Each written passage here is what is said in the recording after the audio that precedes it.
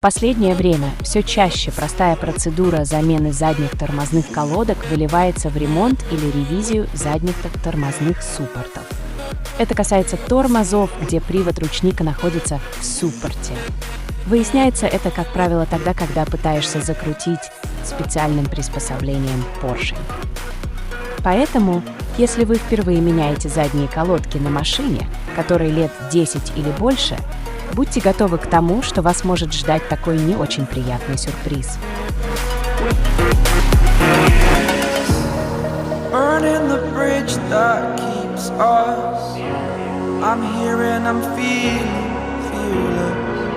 Exaggerated, that's what you assume. The story's over now, I must conclude.